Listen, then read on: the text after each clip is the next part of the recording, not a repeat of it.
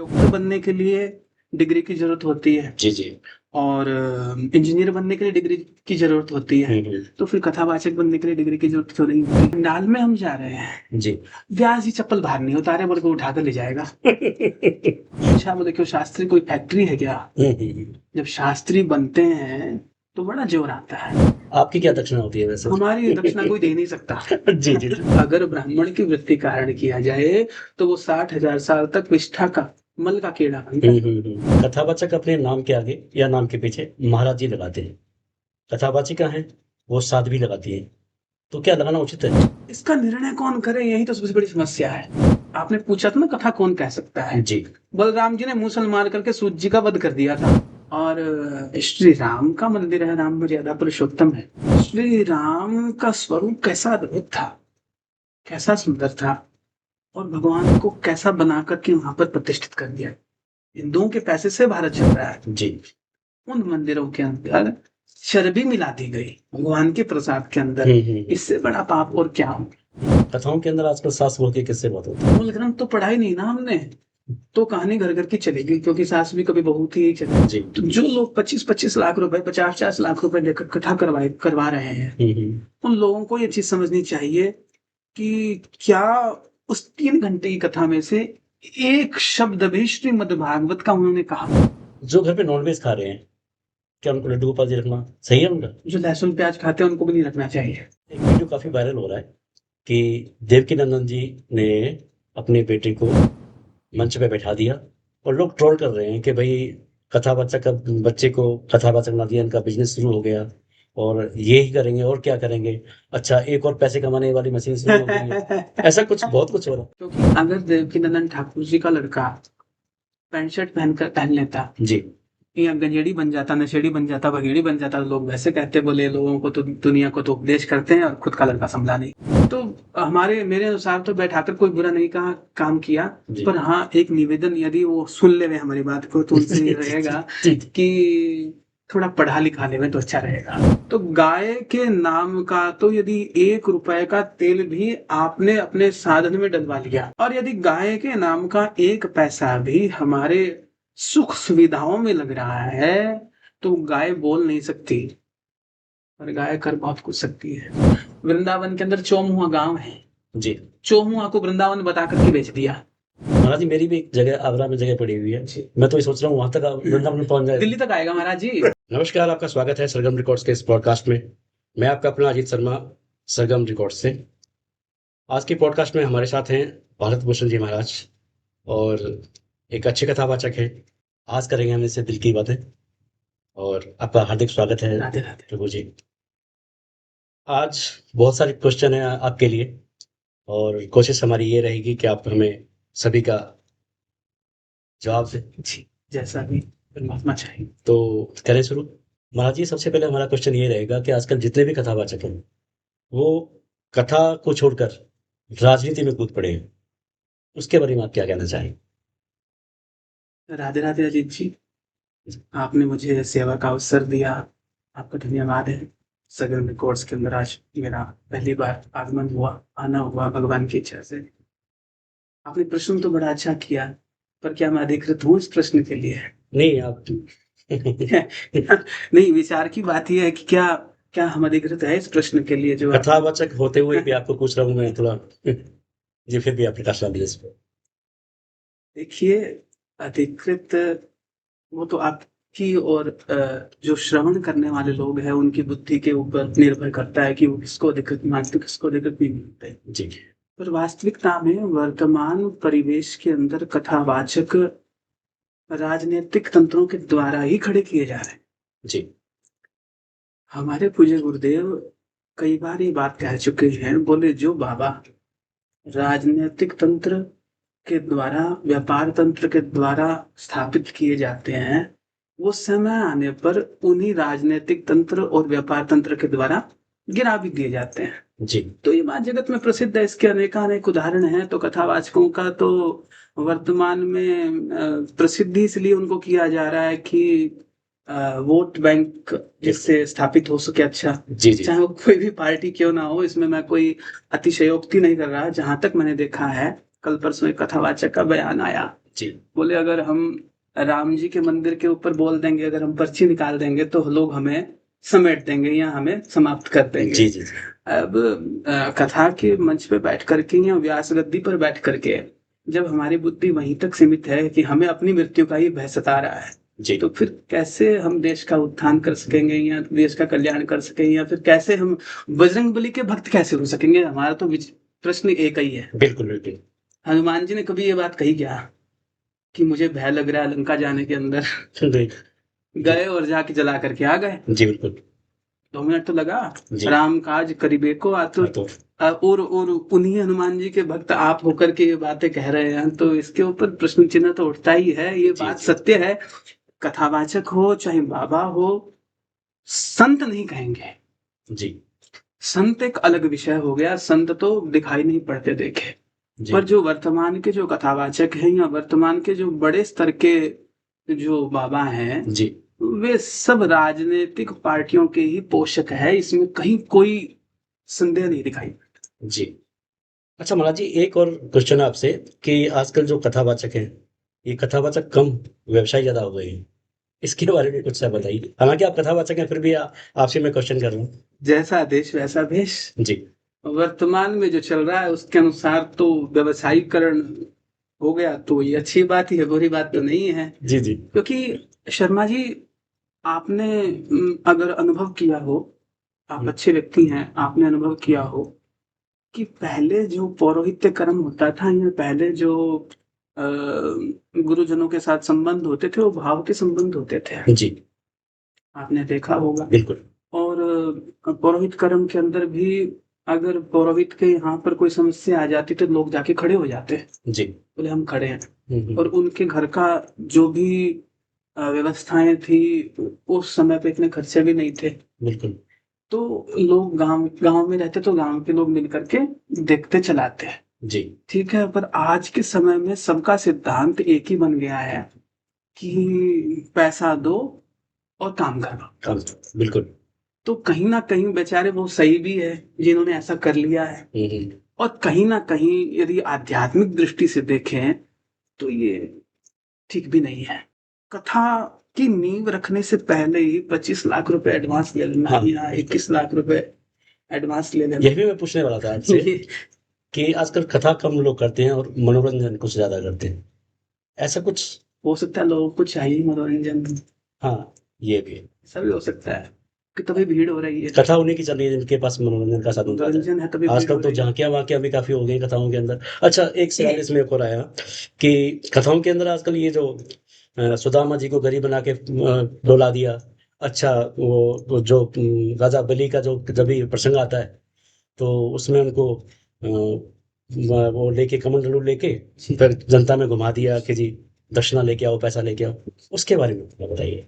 कृष्णस्य सखा कश्चित् ब्राह्मणो ब्रह्मवित्तमः, जी ऐसा श्रीमद् भागवत के 10वें स्कंद में श्री सुदामा जी के प्रसंग में कहा गया। जी उन सुदामा जी का नाम श्रीमद् भागवत में भी नहीं दिया गया शर्मा जी। जी जिन सुदामा जी का नाम श्रीमद् भागवत में भी नहीं लिया गया, उन सुदामा जी को फटी हुई धोती पहना करके और कथा के मंडप में डोलाना और चावल इकट्ठा करवाना या फिर जी 2 रुपए इकट्ठा करवाना, ये जी तो जी वास्तविकता में श्री सुखदेव जी का भी उपहास ही है। जी जी बिल्कुल बिल्कुल क्योंकि उन्होंने ही कहा कृष्ण से सखा कश्चित् ब्रह्मणो ब्रह्मवित्तमः, हम्म, विरक्त इंद्रियार्थेषु प्रशांत आत्मा जितेंद्रिया, ऐसा जी कहा गया। जी जी ठीक है, तो जब जिनके लिए इतनी बड़ी बात श्री सुखदेव जी महाराज कह रहे हैं, उनको ये सब बना करके कथाओं में डोलाना या वामन जी के प्रसंग के अंदर डोलू दे करके और वामन भगवान को भेजना जी जी जनता के बीच में, ये तो सर्वथा एक प्रकार से देखा जाए तो भगवान का उपास ही, इसके अतिरिक्त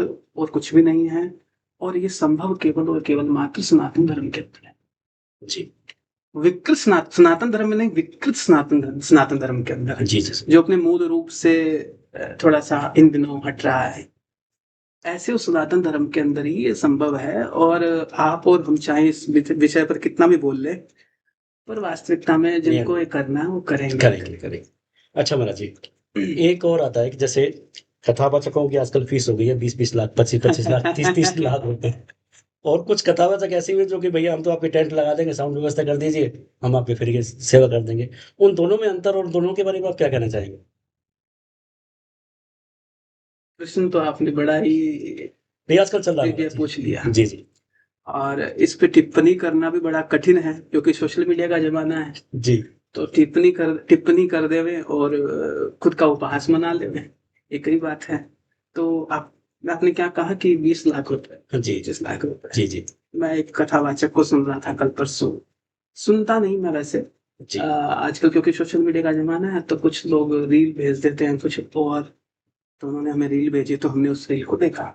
जी, उस रील को देखा तो उन्होंने कहा कि लोग ये बात कहते हैं हमसे कि महाराज जी आप 21 लाख रुपए या 20 लाख रुपए या 25 लाख रुपए आप फीस के लेते हैं। तो मैंने उन्होंने उनकी बात बता रहा हूँ, मैं नाम नहीं ले रहा हूँ उनका। जी, जी, जी, उन्होंने उस रील में ये बात कही गाड़ी चलाते हुए, जी, बोले मैंने कभी ये नहीं कहा कि मैं इतने रुपए ले दूंगा, मेरे साथ में जो लोग आते हैं ये 25 लाख रुपए उन लोगों का भरण पोषण करने के हेतु है। तो महाराज जी क्या 25-25 लाख इतना हो जाता है इनका इन्वेस्ट? अब देखिए, अगर वो ये बात कह रहे हैं तो मैं इस मंच से बात कहता हूँ कि उनके साथ में जितने लोग जाते हैं उन सबको हम 20-20 हजार रुपए या 16 हजार रुपए 15 हजार रुपए में उनको, हाँ, नॉर्मली संगीतज्ञ को हम बुला सकते जी, हैं। बिल्कुल, बिल्कुल। और बड़े ही सहर्ष हमारा तो नियम रहता है कि हम यजमान के हाथ से दिलवाते हैं जी, और प्रसन्न कर करके उनको भेज सकते हैं। अब आप देख लीजिए कि 25 उन्होंने कहा, बोले भागवत जी में लिखा हुआ वर्णम पंच विप्राणाम,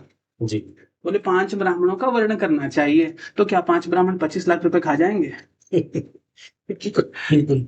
नहीं, और भी व्यवस्था होती है महाराज, 25 हजार मिल जाए तो बड़ी बात है। जैसे लाइव वाले भी होते हैं और ये संगीत वाले भी होते हैं, 5 ब्राह्मण तो हो ही गए जैसे आप बता लाइव रहे तो हैं। आप भी करते हैं तो आप कितना ले लेते होंगे, आप खुद सोच हाँ, हाँ, लीजिए। बिल्कुल। थोड़ा-सा बड़ा आयोजन तो ज़्यादा पैसे होते हैं, पर हाँ, कितना? 25 1 लाख। लाख को ले लीजिए, हाँ जी, हाँ जी। इससे अधिक तो नहीं दे पाएंगे। बिल्कुल, बिल्कुल।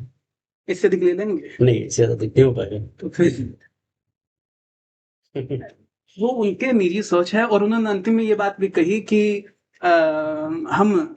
हमारा फ्री ऑफ कॉस्ट है भाई। 25 लाख या 21 लाख रुपए लेने के बाद में वो कह रहे हैं फ्री ऑफ कॉस्ट है, जी, जी। तो मतलब हम और आप मूर्ख हैं।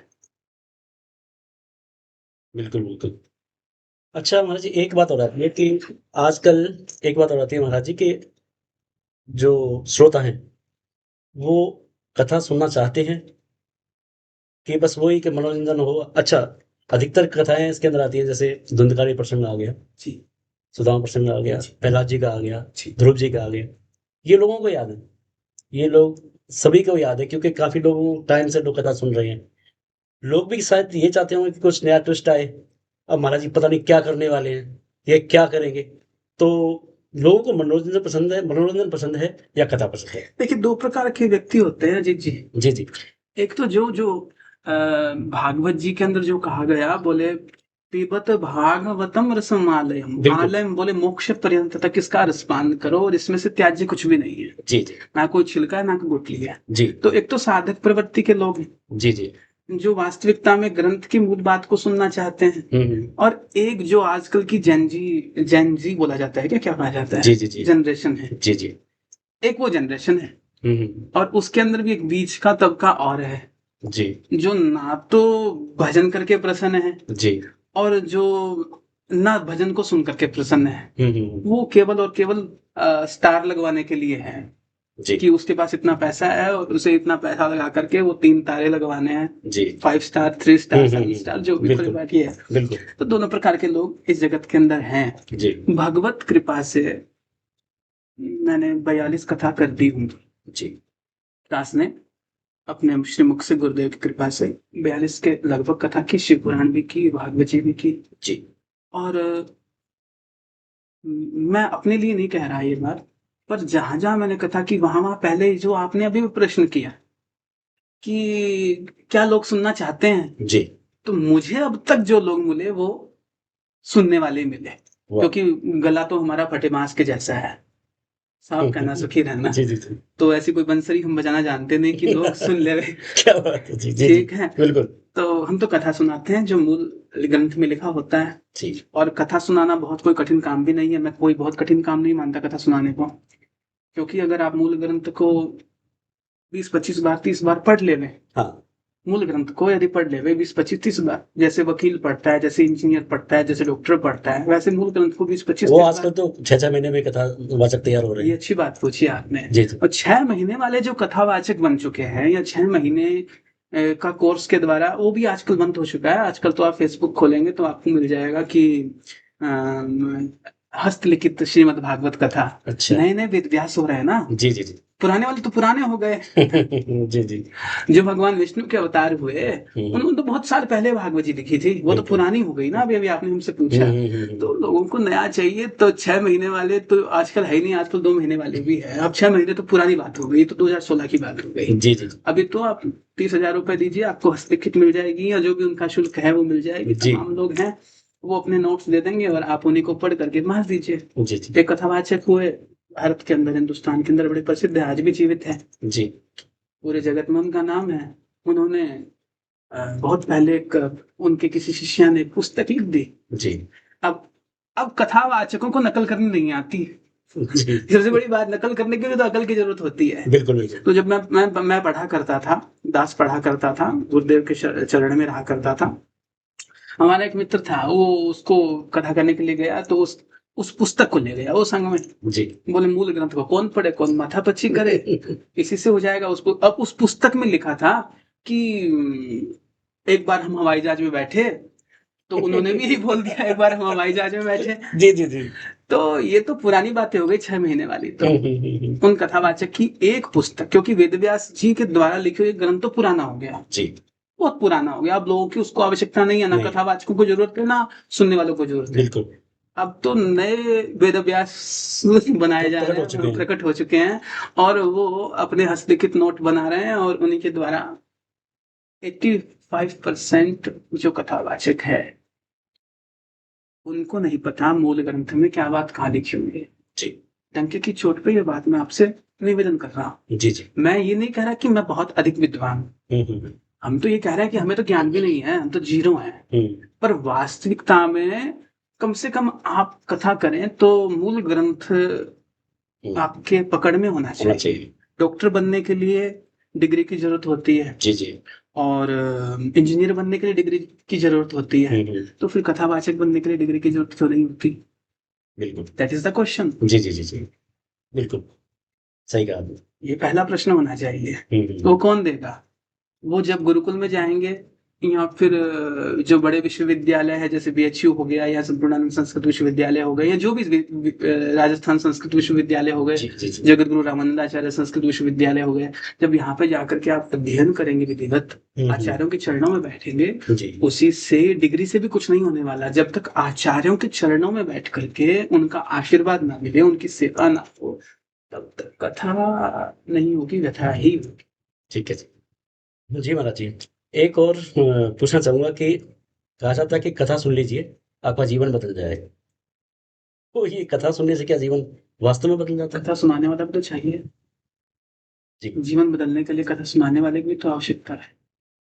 बिल्कुल। कथा सुनेंगे कहाँ पे, जब कोई सुनाएगा नहीं तो जीवन बदलेगा कैसे, जब कोई कथा होगी नहीं। नहीं, कथावाचक जो जितने भी आ रहे हैं, तो अच्छे कथावाचक भी हैं। हाँ, मैं इसमें मतलब गलत नहीं कहूँगा जी, कि कुछ कथावाचक ऐसे भी हैं, जैसे हैं कुछ गुरुजन ऐसे, जी। जो केवल मात्र कथा ही सुनाते हैं, पर उनको सुनने वाला भी तो कुछ चाहिए।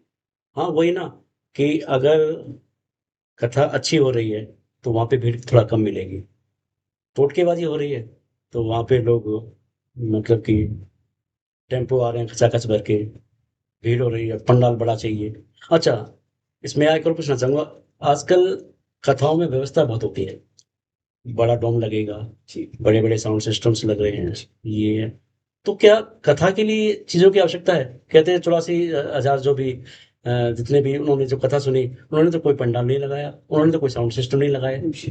देखिए, श्रीमद् भागवत के महात्म्य के छठे अध्याय के अंदर, जी, कथा महात्म्य के छठे अध्याय में कथा का आयोजन कैसे होना चाहिए, जी, तो उन्होंने वहां पर विधि बताई पूरी।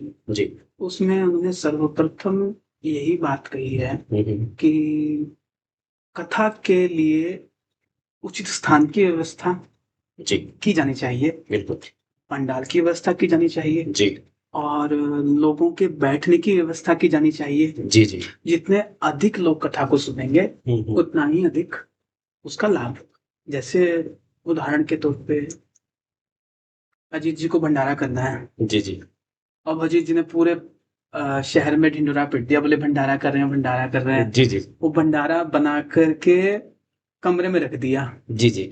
और पड़ा हाँ। पड़ा भंडारा सड़ गया, तो किसी काम का आया उसका क्या? कोई फ़ायदा नहीं हुआ। तो भंडारा तो वही काम का है जिसको बांटा जाए। जी, वैसे जी। कथा वही कल्याणकारी है जो अधिक से अधिक सुनाई जाए, जी, पर जी। इसके अंदर कोई कंडीशंस नहीं होनी चाहिए जी, जी। कि इतना बड़ा ही पंडाल होना चाहिए। जिस व्यक्ति को जो आयोजन करता है, जी। उसके पास वो जितना सक्षम है, जिस स्थान की व्यवस्था वो कर सकता है, जितने लोगों को वो सुना सकता है, 100 को, 200 को, 500 को, जी, जी। वो उस पर निर्भर है। तो इसमें कोई कंडीशंस लागू नहीं है, और जैसा उसको उसके पास में जैसा बजट है, उस बजट के अंदर उसको वैसे व्यवस्था कर करके, अगर एक कमरे की व्यवस्था का बजट है तो एक कमरे के अंदर घर के 50 लोग बैठ करके श्रीमद् भागवत को सुन अथवा सकते हैं। किसी भी कथा को सुन सकते हैं। जी। उसी 50 में से 5 बदल गए तो अच्छा, आचार्य जी हो जाए। बिल्कुल सही है। आचार्य जी एक बात और आती है, आजकल जैसे मैं भी सुनता रहता हूँ, आप जैसे कोई भी कथावाचक, कथा मंच से अधिकतर आचार्य द्वारा ये बात बोली जाती है, जो सातवाँ आचार्य जी आते हैं कि जी चौथे या 5वें दिन आप गुरु दीक्षा ले सकते हैं, और गुरु पूर्णिमा भी आने वाली है। तो गुरु बनाना और बिना परखे गुरु बनाना और गुरु दीक्षा लेना, उससे मिलने वाले फ़ायदे इनके बारे में थोड़ा आप विस्तार से हम बताइए। तो इस चक्कर में गिरते ही नहीं। जी। हमें तो लोग आते हैं, कहते हैं कि गुरु दीक्षा चाहिए। जी। 2-4 लोगों को दी भी थी। अच्छा। उसमें से 1-2 तो खोटा सिक्का निकल गए। खोटा सिक्का। ठीक है, जी, साफ खाना सुखी रहना। जी, जी, जी। तो एक आधे जो हैं वो इन दिनों ही अभी हमें सुनने में आया है कुछ। तो गुरु बनाना, पहली बात है, गुरु बनाया नहीं जाता। जी। गुरु स्वतः जीवन में आ जाते हैं, और एक बार यदि शरणागति हो गई, ब्रह्म संबंध हो गया, जी। गुरु चरणाश्रित हो गए, तो सबसे पहला नियम यही है कि गुरुदेव की निंदा करने से बचना चाहिए। जी। सुनने से भी बचना चाहिए, करने से भी बचना चाहिए। बिल्कुल। और अगर शरणागत हो गए तो सिख समुदाय से शिक्षा लेनी वाह! चाहिए। क्या बात! बहुत बढ़िया। ये अभी वर्तमान का जो हिंदू धर्म है, सनातन हिंदू धर्म जिसे कहा जाता है, जी। इसके लोग तो स्थिर है ही नहीं। जी।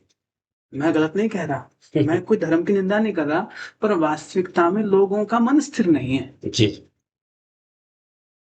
अच्छा, इसके बारे में एक बात और बताऊँगा मैं, कि आपने बोला बहुत अच्छा लगा मुझे कि आपको सिख समुदाय से सीखना चाहिए। जी। और इस धर्म के अंदर क्या होता है कि लोग अपनी चप्पल भी छिपा के रखते हैं, सनातन धर्म में। सनातन धर्म जी। में। तो ऐसा क्यों? ऐसा क्यों हो रहा है ये? यहीं पर तो समस्या है। जी। कथा के पंडाल में हम जा रहे हैं, जी। व्यास जी चप्पल बाहर नहीं उतारे, बोले को उठाकर ले जाएगा। जी, जी, जी, जी। बिल्कुल, बिल्कुल। जी। तो कैसे भगवान के साथ में संबंध जोड़ पाएंगे, कैसे गुरु बन पाएंगे, या कैसे शिष्य बना पाएंगे? जी। गुरु का दायित्व क्या है? जो अंधकार से प्रकाश की ओर लेकर जाए। गुरुकार का मतलब होता है जो अंधकार को जीवन से दूर कर दे, जीवन को प्रकाश की ओर ले जाए। जी। आजकल गुरुजन भी मैं ऐसे नहीं कह रहा कि सब बुरे हैं, देखिए अच्छे भी हैं, जी, जी। पर यदि सनातनियों को, अगर वो किसी श्रोत्रिय ब्रह्मनिष्ठ ब्राह्मण से दीक्षित हो गए हैं, अगर कोई ब्राह्मण उन्हें मिल गया है, क्योंकि वर्णानाम ब्राह्मणो गुरु ये जी। जगत में प्रसिद्ध है, जी, जी। शास्त्र ने ऐसा कहा है, तो आपके पापों की निवृत्ति कहीं से भी हो सकती है शर्मा जी, जी। अजीत जी, जी, जी। कहीं से भी हो सकती है। लेकिन अगर श्रोत्रिय ब्रह्मनिष्ठ ब्राह्मण आपके गुरु बन गए, जो संध्या करते हैं 2 काल की, 3 काल की, जी। और जो आपको आर्ष ग्रंथों में लिखा हुआ ज्ञान देते हैं, उसके बाद में अगर आपने उनकी निंदा करी, जी। या उसके बाद में आपके मन में उनके प्रति खटास है, उत्पन्न है, गुरु परीक्षा भी ले सकते हैं, गुरु कुछ भी कर सकते हैं, गुरु को कुछ पता नहीं, गुरु का मतलब विशाल बड़ा, बिल्कुल, बिल्कुल। और गुरुजनों को छोटी छोटी बातों से कोई फर्क भी नहीं पड़ता। ठीक है, तो अगर ऐसे ब्राह्मण से आप दीक्षित हैं और उसके बारे में अगर आप निंदा कर रहे हैं, तो वो वज्रलेप के समान वो पाप है, वो पाप कभी खत्म समाप्त नहीं हो सकता, वो आपके जीवन को समाप्त कर सकता है। और यदि गुरु बनाना है तो ये जो आज के जो मत पंथ संप्रदाय जो बन चुके, जैसे नाम लेने से परहेज नहीं करूंगा, जी जैसे क्योंकि हम कोई गलत नहीं बोल रहे, हम उनकी प्रशंसा ही करेंगे, किसी को बुरा लगे तो लगे, मिर्च लगे तो लगे। जी डेरा सच्चा सौदा, जी गुरमीत राम रहीम सिंह जी जेल में चले गए, पर हम्म। चेला टस से मस नहीं हुए। जी रामपाल जी महाराज बड़े आरोप लग गए, जेल में चले गए, वापस आए, चेला टस से मस नहीं हुए। जी समझ में आई बात? जी जी डेरा क्या है, राधा स्वामी, जी इनके चेला टस से मस नहीं हुए कभी। हमने राधा स्वामियों के यहाँ भी भागवत की कथा करी है। अच्छा जी हाँ, जी हमने वहां भी कथा करी है, जी पर गुरु की निंदा नहीं सुनते वो लोग। निरंकारी है, उनके चेले अपने गुरु की निंदा नहीं सुनते। ब्रह्म कुमारी है, उनके चेला अपने गुरु की निंदा नहीं सुनते। हालांकि वो मत पंथ संप्रदाय बाद में बने हैं, जी पर जो मूल सनातनी है वो अपने गुरु की निंदा करने से बाज नहीं आते। ये सनातन धर्म को गर्त में लेकर के जा रहा है। इसमें उनकी प्रशंसा करेंगे जी कि अगर आपको गुरु दीक्षा लेनी है वाह तो पहले आप वहां से शिक्षा ले लो जी कि चेला कैसे होने चाहिए। बिल्कुल अब सब जानते हैं कि उन गुरुजनों में क्या कमी है, फिर भी जगत में प्रसिद्ध है जी कि कहाँ क्या चल रहा है, सब जानते हैं। जी जी लेकिन फिर भी चेला टस से मस नहीं हो रहे, इसे गुरु भक्ति कहते हैं। वर्तमान की ये तो मैंने बताई, लेकिन महाभारत में तो उत्तम का उदाहरण भी है, आप देखे जा करके।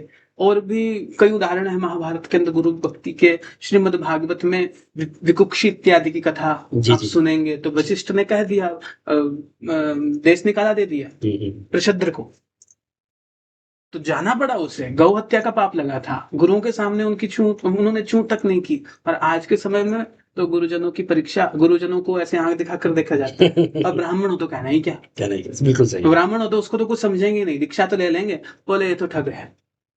हाँ ये भी आजकल ब्राह्मणों के पीछे लोग ज्यादा हाथ धो के पड़े हैं।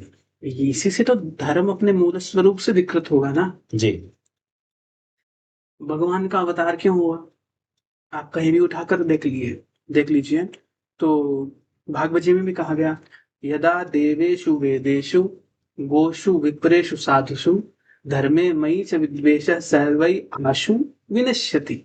जो गाय में, ब्राह्मण में, यदा देवेषु जो देवताओं में, जो वेदों में, जो गाय में, इन जो वेदों के अंदर, इन सब में जो विद्वेष रखेगा शीघ्र रूप से आशु विनश्यति। आशु मतलब सद्य, जल्दी से, शीघ्र प्रभाव से उसका विनाश सुनिश्चित है, इसमें कोई संदेह नहीं है। तो जब ब्राह्मणों से लोग विमुख हो जाएंगे, भगवान का अवतार हुआ तो भगवान को तो रामायण तो सभी पढ़ते ही हैं, जी जी तो यही कहते हैं, बोले ये पढ़ते हैं ना श्री रामचरितमानस के अंदर, हे प्रकट कृपाला दीन दयाला, अंतिम में क्या कहते हैं इसके अंदर, विप्रधेनु सुर संतहित बिल्कुल बिल्कुल लीन मनुज अवतार। बिल्कुल पहले विप्र शब्द आया है, बिल्कुल बिल्कुल ब्राह्मण की रक्षा के लिए भगवान, सुर देवताओं की रक्षा के लिए, संत हित संतों की रक्षा के लिए, बाद में गाय का नाम आया, पहले सबसे पहले ब्राह्मण का नाम आया। पर सबसे बड़ी बात यह है, देखिए ब्राह्मण और गौ में कोई भेद नहीं है जी ब्राह्मण और गौ एक दूसरे के पूरक हैं जी बड़े ध्यान से आप मेरी बात को समझ लीजिए जी ब्राह्मण और गौ एक दूसरे के पूरक है। फर्क इतना ही है कि गाय के प्रति लोगों की निष्ठा इसलिए है कि वो बोल करके कुछ मांग नहीं सकते हम, इसलिए लोग सोचते हैं कि बेजुबान जीव है, इसकी सेवा कर ले में। जी जी पर ब्राह्मण मुंह से बोलकर कह सकता है कि तुम ऐसा करो, तो उसे लोग कह देते हैं कि बोले ये तो ठग है, या ये तो धन मांग रहा है, या ये तो ऐसा कुछ कर रहा है। उसे ये नहीं पता कि उस धन के द्वारा, उस सत्कर्म के द्वारा तेरे कुल की 7 पीढ़ियां चल रही है। जी उसे इस बात का नहीं पता, क्योंकि ग्रंथों का तो अध्ययन किया ही नहीं सनातनियों ने कभी। ग्रंथों को पढ़ते तो ये प्रश्न ही नहीं पूछने पड़ते। तो ये सब बातें हैं। अब जितना जी अच्छा महाराज जी, जैसे बताया कि आपने कहा कि ब्राह्मण कथावाचकों की बात करें तो आजकल ब्राह्मण की जगह हर जाति के कथावाचक उपलब्ध हैं और अपने आगे वो शास्त्री भी लगा रहे हैं, चाहे उन्होंने शास्त्रार्थ कर रखी है या नहीं कर रखी। तो ये क्या उचित है? हमारे यहाँ पर एक शास्त्री जी हैं जी वो जब बच्चों को पढ़ाते थे तो गुरुकुल के अंदर, जी। तो उनके माता पिता आए, तो उनके माता पिता ने आकर के पूछा, बोले फलाना शास्त्री जी है क्या? तो उन गुरु जी ने पूछा, बोले फलाना शास्त्री जी, वो शास्त्री कब हो गए? बोले वो शास्त्री वाला काम करते हैं तो वो शास्त्री हो गए। शास्त्री हो तो गए। उन्होंने पूछा, बोले क्यों, शास्त्री कोई फैक्ट्री है क्या? जब शास्त्री बनते हैं तो बड़ा जोर आता है, जी बड़ा तप करना पड़ता है, शास्त्री ऐसे नहीं बनना चाहता। जी जी जैसे डॉक्टर बनने में कष्ट होता है, जैसे इंजीनियर बनने में कष्ट होता है, जैसे वैज्ञानिक बनने के अंदर तप लगता है, परिश्रम लगता है, वैसे शास्त्री और आचार्य बनने में भी परिश्रम लगता है। जी ऐसे शास्त्री बनाया जाता है, तो लगाने को तो कोई भी शास्त्री लगा ले, कोई बहुत बड़ी बात नहीं है। पर शास्त्री लगाने भर से शास्त्री हो गया क्या? जी विचार, बिल्कुल बिल्कुल। विचार की बात ही है। क्या कह रहे थे आप, ब्राह्मण की अतिरिक्त क्या था, कोई और भी कथा था? हाँ बिल्कुल। ये एक बड़ा विवाद का विषय है। अब मैं बोल दूंगा तो फिर लोग मुझे ट्रोल करेंगे। अच्छा, इसमें एक विवाद का विषय और है महाराज जी, कथावाचक क्या भी कथा कर रहे हैं। देखो, सबसे पहली बात तो अजीत जी, ब्राह्मण के द्वारा ही कथा होनी चाहिए। जी श्रीमद् भागवत के महात्म्य में ही स्पष्ट कर दिया गया। भारत देश में अगर आपको रहना है, मैं कई बार अपनी कथाओं में भी कहता हूं, तो आपको भारत के संविधान को मानना पड़ेगा। बिल्कुल। वो सही गलत बात की बात है, जी जी आपको उस संविधान को मानना पड़ेगा, नहीं तो शाम को थानेदार आ जाएगा, उठा करके जेल में बंद कर देगा। बिल्कुल। वैसे श्रीमद् भागवत हमारा ग्रंथ है, उस ग्रंथ को यदि आपको सुनना है, उस ग्रंथ का संविधान जो पद्म पुराण में महात्म्य बना दिया गया, जी जी उस महात्म्य को आपको मानना पड़ेगा। जी और उस महात्म्य में कहा गया है, विरक्तो वैष्णव विप्रः वेद शास्त्र विशुद्धिकृत दृष्टांत कुशलो धीरा वक्ता कार्योति निष्प्रिय। उसमें स्पष्ट कहा गया। तो ब्राह्मण होना चाहिए कथा कहने वाला। और कैसा ब्राह्मण, इसमें देखो कई उत्तर मिल रहे हैं जी। इसमें आपके बाद वाले प्रश्न का भी उत्तर मिल रहा है, पहले वाले के भी उत्तर मिल रहा है जी जी और एक और उत्तर मिल रहा है। जी जी तो ये कह रहे हैं, बोले विरक्तो वैष्णवो विप्र। एक तो भगवान हरि में निष्ठा होनी चाहिए। वैष्णव का मतलब केवल माता तिलक वाला वैष्णव नहीं, जी जो वास्तव में वैष्णव तो वो भी है, कई जो शालिग्राम की बटिया की पूजा नहीं करते, जी वो भी ऊर्ध्वपुंड्र करते हैं। कई संप्रदाय ऐसे भी हैं, जी जी आजकल बहुत प्रसिद्ध है, वो कहते हैं शालिग्राम जी की पूजा मत करो, पर वो है वैष्णव। तो केवल मात्र ऊर्ध्वपुंड्र कर लेने से वैष्णवता नहीं आती। ये वैष्णव, सब वैष्णवों को प्रणाम है, लेकिन वैष्णव मतलब जो पराई पीढ़ को समझे और भगवान लक्ष्मी नारायण में जिनकी निष्ठा हो, जो भगवान नारायण की निंदा ना करे, भगवान विष्णु की निंदा ना करे, वो वैष्णव है। स्मार्तों में भी वैष्णव होते हैं, ये एक बृहद विषय है, बड़ा विषय है। पर उन्होंने कहा कि ब्राह्मण के मुख से कथा होनी चाहिए। और कैसा ब्राह्मण, तो आप पूछ रहे थे ना, बोले 21 लाख 25 लाख वाला, जी जी वो यहाँ पर कह रहे हैं। जी जी बोले विरक्तो मतलब जिसके अंदर लालसा ना, जी जी कि इस यजमान से हमें इतना पैसा मिल जाएगा कथा सुनाने पर, जी उस ब्राह्मण के द्वारा। विरक्ता मतलब यहाँ पे बाबा जी लोग नहीं है, जी जी सन्यासी नहीं है। क्योंकि सुदामा जी के विषय में अभी चर्चा कर रहे थे हम लोग, जी जी तो हमने चर्चा की, तो वहां पे उन्होंने कहा ना, बोले विरक्त इंद्रियार्थेषु प्रशांत आत्मा जितेंद्रिय, सुदामा जी के विषय में कहा। जी तो विरक्त शब्द तो वहां पर भी आया है। तो सुदामा की तो धर्मपत्नी थी, सुशीला नाम था, बिल्कुल। उसी ने उनको भेजा था ठाकुर जी के पास में, जी खुद तो जाने वाले थे ही नहीं, पर उनके लिए कहा गया, बोले विरक्त इंद्रियार्थेषु, इंद्रिय अर्थ से विरक्त थे, वो विरक्त यहाँ पर उपयोग किया गया है।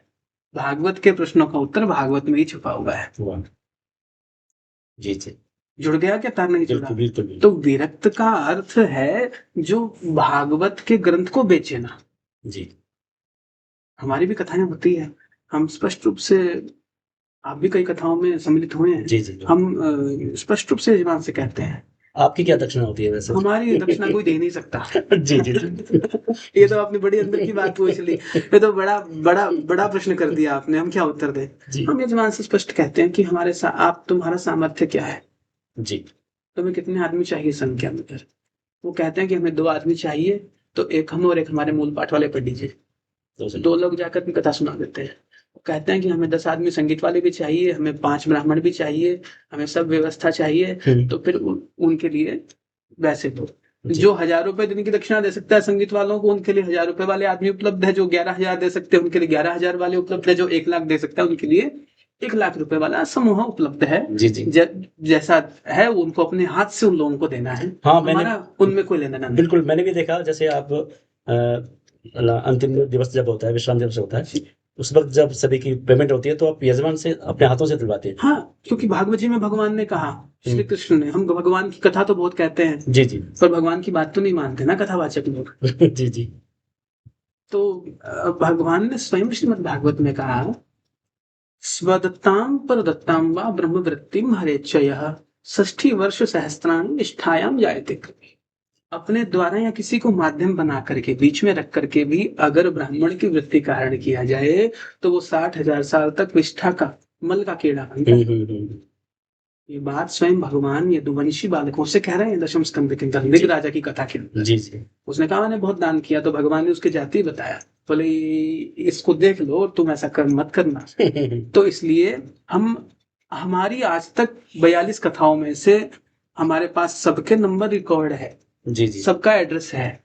कोई मांगे तो हम देने को तैयार है। एक भी आदमी यदि कह देवे कि हमने दक्षिणा मांग करके ले ली, तो हमने भागवत जी के नाम पर आज तक, कथा के नाम पे आज तक 1 रुपया किसी से मांग करके नहीं दिया। जी, जी। हाँ, हम पहले बता देते हैं कि हमारे व्यक्ति ये आएंगे तो इनको आपको अपने हाथ से ये द्रव्य देना है, आप दे दीजिए, उसमें हमारा कोई लेना देना नहीं है। और जो उनका अंतिम दिन मन करे पत्र पुष्प फल अगर है तो ठीक है, नहीं है तो भगवान हमें और कहीं से प्रदान करेगा। जी, जी। जो जगत को चलाता है वो हमें भी चलाएगा। बिल्कुल। अगर हमने ये सोच लिया कि हमारा घर कैसे चलेगा तो फिर हम लोगों को क्या क्या ज्ञान देंगे। हम तो इस चक्कर में कुर्ता पहन के कथा नहीं करते। कुर्ता में जेब लगी होती है, जेब लगी होती है तो दक्षिणा आने की चिंता रहती है ना। जी, जी, तो जी। कथा करते हैं तो उसमें लिखा है विरक्त होकर के कथा करो। जी, तो जी। विरक्त होकर के कथा, ठीक है, कथा कह दिया, बाद में देखेंगे क्या होगा क्या नहीं होगा। जी। आजकल एक और अच्छा चीज़ चल रहा है कि कथावाचक अपने नाम के आगे या नाम के पीछे महाराज जी लगाते हैं। कथावाचिका हैं, वो साध्वी लगाती हैं। तो क्या लगाना उचित है? इसका निर्णय कौन करे, यही तो सबसे बड़ी समस्या है कि कौन साधु है कौन असाधु है, कौन संत है कौन कालनेमी है। संत है। इसका कौन इसका कौन निर्णय करे। जी, जी। तो जिसका जो मन आया वो कर रहा है। एक प्रसिद्ध कथावाचिका है, पहले वो कथा किया करती थी, तब लोगों ने समझा नहीं, फिर बाद में उन्होंने कौन सी कंपनी का पर्स बहुत महंगा आता जी, है, जी, हाँ, काफ़ी वायरल हुई वो। कौन सा पर्स आता है बहुत महंगा था, जी, शायद जी। गाय के चमड़े से वो पर्स बना हुआ था। जी, जी। तो उन्होंने बाद में सफाई दी। आजकल अभी उनकी कल परसों एक रील हमारे पास में आई है, तो वो कंसल्ट करने लग गई है। अच्छा। वो उन्होंने कुछ गाना गाया कि कृष्ण ने गोपियों ने कृष्ण से कुछ कहा, ऐसा कुछ गाना उन्होंने गाया। जी। तो ये जहां पर आपने पूछा था ना कथा कौन कह सकता है, जी। बलराम जी ने मूसल मार करके सूत जी का वध कर दिया था। जी, जी। बलराम जी से बड़ा कोई यादव हो सकता है क्या? बिल्कुल, बिल्कुल। श्री कृष्ण से बड़ा कोई यदुवंशी हो सकता है क्या? जी, जी, जी, जी। बिल्कुल। उन यदुवंशी भगवान बलराम ने भगवान श्री कृष्ण के समय में जब वो गए यात्रा के ऊपर तो सूत जी कथा सुना रहे थे, तो भागवत का ही प्रसंग है। जिन कथावाचकों ने पढ़ा हो वो सुन ले वे, या जिन श्रोताओं ने सुना हो वो ना सुना हो तो ग्रंथ को पढ़ ले, जैसे स्कंद को जी। मुसल मार करके सर फोड़ दिया था। बोले ये सूत कथा सुना रहा है। बाद में ब्राह्मणों ने कहा महाराज सूत नहीं था, ये तो अग्निकुंड से उत्पन्न थे, ये तो ब्राह्मणी थे, आपने क्यों कर दिया। फिर उनके पुत्र को बैठा करके आगे कथा उन्होंने सुनाई है। तो ये जहां पर अपात्र गद्दी पर बैठ जाएगा, वहां पर केवल और केवल मात्र धन कैसे कमाया जा सके, जी। इसी का चिंतन रहेगा। आज का समय है, लोग वर्तमान में जीने लग गए हैं, बोले आज जितना कमाना है उतना कमा लो, कल किसने देखा है। जी। तो वही कथावाचिकाएं अब बड़े बड़े कंसर्ट करने लग गई, बड़े गाने गाने लग गई। जी। अब थोड़े दिनों में और पता नहीं क्या क्या करेंगे।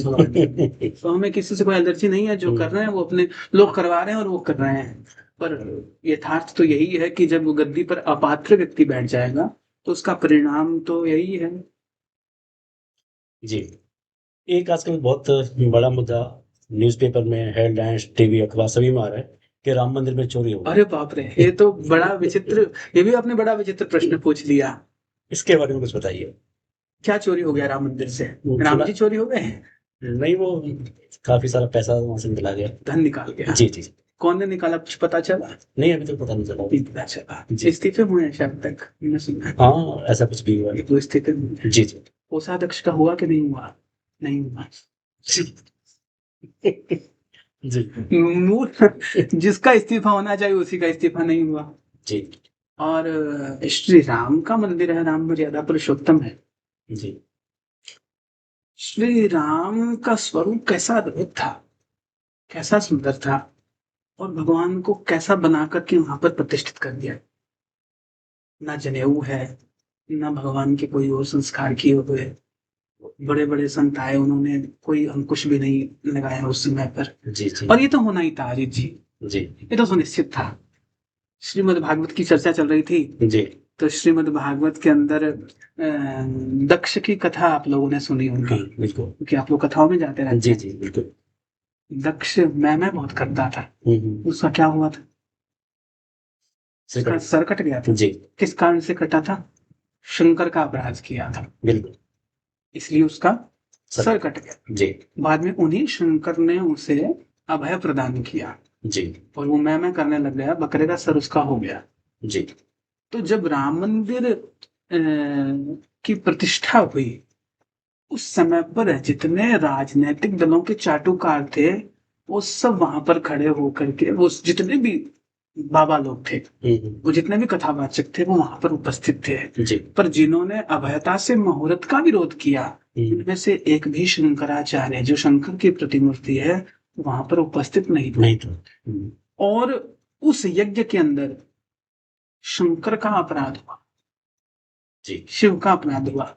और जिस यज्ञ में शिव का अपराध होता है, उसका परिणाम जैसे दक्ष का यज्ञ का हुआ था, परिणाम आज देखने को मिल रहा है, प्राप्त हो रहा है। तो ये जी, तो होना ही था।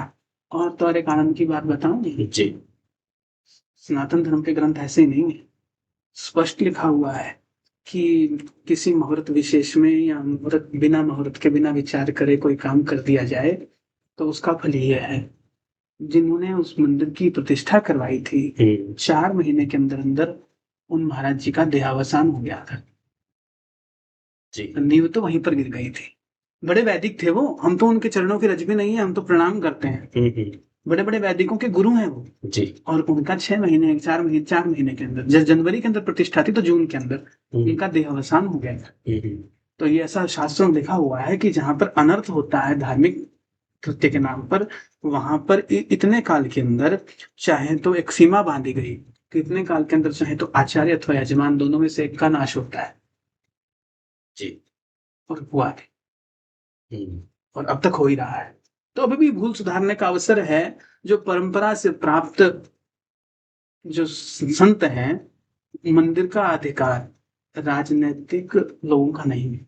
जी, मठ और मंदिर पर अधिकार तो परंपरा से प्राप्त जो संत हैं अथवा ब्राह्मण हैं, उन्हीं का है। और उन्हीं के अनुसार उस मंदिर का संचालन होना चाहिए। जी, हमारे कितने मंदिर हैं कि सब मंदिरों में चढ़ावा आता है, जी, बड़ा चढ़ावा आता है मंदिरों के अंदर। हुँ। पर ईमानदारी से उन मंदिरों को यदि टटोला जाए, तो कहीं पर भी क्या गुरुकुल चल रहे हैं, या कहीं पर भी क्या गौशालाएं चल रही हैं? बिल्कुल, अरे, दक्षिण में एक बहुत बड़ा धाम है, जी, जहाँ लोग जाकर के अपने बाल दान करते हैं। जी, उन मंदिरों के अंदर इतना चढ़ावा, सबसे अमीर मंदिर माने जाते हैं वो, जी, अजीत जी, जी, जी, विश्व के। और उन उन मंदिरों के राज को, उन मंदिरों के कोष से सरकार चलती है भारत की। चैरिटी, जो सरकार जो सब विकास कार्य करती है, क्योंकि वो सब मंदिर सरकार के अधीन है, बिल्कुल, तो उस पैसे से भारत चल रहा है, हिंदुओं के पैसे से भारत चल रहा है। जी, उन मंदिरों के अंदर चर्बी मिला दी गई भगवान के प्रसाद के अंदर। हुँ। इससे बड़ा पाप और क्या हो? हुँ। लोग किस बात के लिए दान कर रहे हैं? तो जब तक राजनीतिक लोगों के पास में मठ और मंदिरों का संचालन रहेगा, तब तक मंदिरों में ये चोरी होना कोई बहुत बड़ी बात नहीं है। जी, यूं ही चल रहा है। एक महाराज जी कथावाचकों को अपने मंच से राजनीति की बातें करनी चाहिए कि नहीं? नहीं करना चाहिए। जी, मेरा मानना ये, मेरा निजी मत है, मैं किसी का कोई पीए बन करके नहीं कह रहा। जी, जी। ये मेरा निजी मत है। हुँ, हुँ। अ, करें तो आटे में जितना नमक, लोगों को जागरूक बनाने के लिए उतनी सी बात। जी, अगर आज का वर्तमान परिवेश इस चीज को चाहता है, तो आटे में जितना नमक डाला जाता है उतना ही इस चीज पर चर्चा होनी चाहिए, जी, जी। क्योंकि राजनीति छोड़ करके लोग घर से जाते हैं बिल्कुल। मन कथाओं के पंडाल में हुँ। दिमाग को ठीक करने के लिए, और वहां जाकर के भी यदि आप नेताओं को भगवान शिव का अवतार बता रहे हैं, उनके लिए वोट इकट्ठा कर रहे हैं, तो फिर भक्त का कल्याण कैसे? हाँ, एक इसी के अंदर आपसे पूछूँगा कि कथाओं के अंदर आजकल सास बहू के किस्से बहुत होते हैं। कहानी घर-घर तो की। मूल ग्रंथ तो पढ़ा ही नहीं ना हमने, तो कहानी घर घर की चलेगी, क्योंकि सास भी कभी बहू थी, यही चलेगा। जी, जी, जी, जी। और कहेंगे क्या? हमने एक प्रसिद्ध कथावाचक की कथा को अभी, मेरे थोड़ा ज्वर हो गया था, मैं जी। बीमार था बीच में जी। अभी पिछले दिनों, जी। तो बैठे बैठे लेटे लेटे मैंने अपने फोन के ऊपर निकाला, उनका लोग बहुत सुन रहे हैं, जी। तो हम भी सुनने में क्या होगा, हमारा भी कल्याण हो जाए। जी, जी, जी। तो उनकी दूसरे दिन की कथा वृंदावन में थी, हमने उसको श्रवण किया। जी। तो जो लोग 25-25 लाख रुपए, 50-50 लाख रुपए लेकर कथा करवा रहे हैं, हुँ, हुँ। उन लोगों को ये चीज समझनी चाहिए कि क्या उस 3 घंटे की कथा में से एक शब्द भी श्रीमद् भागवत का उन्होंने कहा? यूट्यूब पर उपलब्ध है, आप सुन लीजिए निकाल के। जी। बड़े प्रसिद्ध कथावाचक हैं आज के समय के अंदर, बड़ा हुँ। नाम है उनका। जी। उनकी बड़ी, वो सुबह कुछ कहते हैं तो शाम को क्षमा भी मांग लेते हैं। इन दिनों तो उन्होंने क्षमा बहुत मांगी है। जी, जी, जी। बिना विचार करे बोल देते हैं, फिर बाद में क्षमा मांगते हैं। ये नौबत कब आती है, ये व्यवस्था कब लागू होती है, जब आप ग्रंथ को छोड़ करके अन्य कचड़ों में जाकर के गिर जाते हैं, आप लोगों पे टिप्पणी करते हैं, तब ये व्यवस्थाएं लागू होती है। अगर आप भागवत जी की कथा ही कहोगे तो कोई विवाद ही उत्पन्न नहीं नहीं हो। जी। लोगों को भी कल्याण होगा, लोगों का भी, जगत का भी कल्याण होगा, और आपका भी कल्याण होगा, जी, क्योंकि जी। आपको भी परलोक में जाना है। जी, जी, जी, बिल्कुल। गद्दी पर बैठ करके पाप कर रहे हो, तो हुँ। जब लोगों को आप कहते हो कि अंध को उसमें अंधतामिश्र नाम के नरक में ऐसा किया जाता है, 80 पत्र में ऐसा किया जाता है, तो क्या लोगों को ही किया जाता है क्या? उनको भी आपको कैसे? आपको नहीं किया जाएगा? बिल्कुल, बिल्कुल, सही। आप तो सबसे बड़ी गद्दी पे बैठकर ये सब नाटक कर रहे हो, जी, जी, जी, जी। तो कैसे गानी चाहिए? अच्छा महाराज जी, आपसे ना एक शुरुआत में मुझे सवाल करना चाहिए था, लेकिन अब कर रहा हूँ कि आपकी शुरुआती शिक्षा दीक्षा कहाँ से हुई? हाँ, ये ये बात थोड़ी सी टेढ़ी है। देखिए, मेरी शुरुआती शिक्षा दीक्षा आपको भी अचंभा होगा। जी। मेरी 8वीं तक की मेरा जो अध्ययन है, जी। 8 तक का, मेरा मिशनरी में हूँ। जी। जी। तो फिर ये। देखिए, मेरे दादाजी बड़े अच्छे पंडित थे, जी। और बड़े अच्छे ज्योतिषी भी थे, जी। वैदिक मार्ग के अनुसरण करता थे। हुँ। तो 9 वर्ष की अवस्था में मेरी एक विपरीत संस्कार मेरे दादाजी ने ही मेरी संपन्न करवाई थी। जी। जैसे कि ब्राह्मण बालक के लिए कहा गया कि 8 वर्ष की अवस्था में जनेऊ होना चाहिए, तो अच्छा। हमारा 9 वर्ष की अवस्था में जनेऊ जी। हमारे दादाजी ने ही संपन्न करवाया, वही मेरे गायत्री के गुरु हुए। जी। और मैं शिखा हमारे आज की नहीं है ये, जी। बचपन से ही है। जब हम मिशनरी में पढ़ते थे, जी, जी। तभी हमारी शिखा थी, हुँ। और आज भी शिखा है। तब भी वहाँ पर हमें पोनी बॉय कह करके जी, जी, जी। वो पास भी उड़ा दिया जाता था कई बार, जी, ऐसी कोई जी, बड़ी जी। बात नहीं है। जी, जी, जी। तो मैं कभी उस चीज़ को मन पे नहीं लिया। सूत्र और शिखा सनातन धर्म का है, तो ये धारण करना ही है। जी, जी। इसलिए मैं बाल्यकाल से करता आ रहा हूँ, हुँ, हुँ। और मिशनरी में अध्ययन हुआ 8वीं तक। उसके बाद में फिर जब मैं वृंदावन चला गया, तो 10वीं और 12वीं मैंने प्राइवेट घर से ही पढ़ करके जी। गाँव में रहते हुए अध्ययन किया। उसके बाद में हमारी संस्कृत लिटरेचर से बीए हुई। उसके बाद में हमारी संस्कृत लिटरेचर से ही एमए भी हुई, भगवत कृपा से जी। संपन्न हुई। और अभी पीएचडी का हम तो विचार कर रहे हैं कि हो जाए तो अच्छी बात है। बाकी भगवान की इच्छा, हमें कोई मन नहीं है बाकी करने वरने का। हो गया, जितना करना था उतना हमने कर लिया, में आनंद है। जी। तो बाल्यकाल से ही दादाजी का आशीर्वाद रहा। हाँ, घर का माहौल भी घर इस का तरह। माहौल ऐसा था, तो हुँ। पहले हमें हिंदी बोलना नहीं आता था। अच्छा। जब 8वीं तक मैं पढ़ा, तो क्योंकि केरला के टीचर हुआ करते थे, हुँ। उन्हें हिंदी नहीं आती थी। वो चित्तपोई ऐसा हाँ, कुछ। वो इंग्लिश में ही बात करते थे। हुँ, हुँ, हुँ। उनकी इंग्लिश में बड़ी क्लिष्ट होती थी। तो उस स्कूल में ऐसा कुछ नहीं था कि आपको नहीं, हमें कभी कोई कष्ट नहीं हुआ। कि आपको यही करना पड़ेगा? नहीं, हमें कभी ऐसा कोई कष्ट नहीं। हालेलुया बोलना नहीं, पड़ेगा? हमें ऐसा कोई कभी, हमारे हम जब हम 2013 तक अध्ययन किए, अच्छा। हमें कभी कष्ट नहीं। जी। 12 तक हमें कभी कष्ट, ऐसा कोई कष्ट नहीं हुआ। ना हम कभी गिरजाघर में गए, ना हमने जाकर के देखा, हालाँकि बना हुआ था। स्कूल के अंदर? हाँ, बना, काफ़ी बड़ा। था, जी, जी, पर जी। हमने कभी नहीं देखा जाकर के अंदर से, जी। और ना ऐसा कोई प्रेशराइज किया गया हमें, और बड़े शांतिपूर्वक 8वीं तक का अध्ययन किया। जी, जी।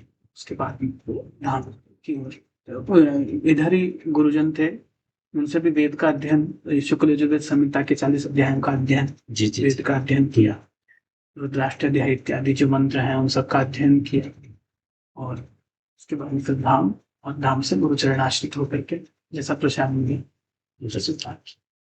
आचार्य जी, आजकल एक वीडियो बहुत वायरल हो रहा है, वीडियो तो नहीं है, पोस्ट वायरल हो रही है कि लड्डू गोपाल जी खो गए हैं।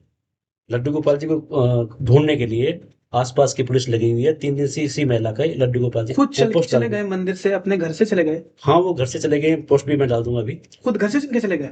नहीं, वो कैसे गायब हुए ये तो पता नहीं, लेकिन लड्डू गोपाल जी गायब गायब हैं हुए क्यों? क्योंकि आप घर से बाहर लेकर गए।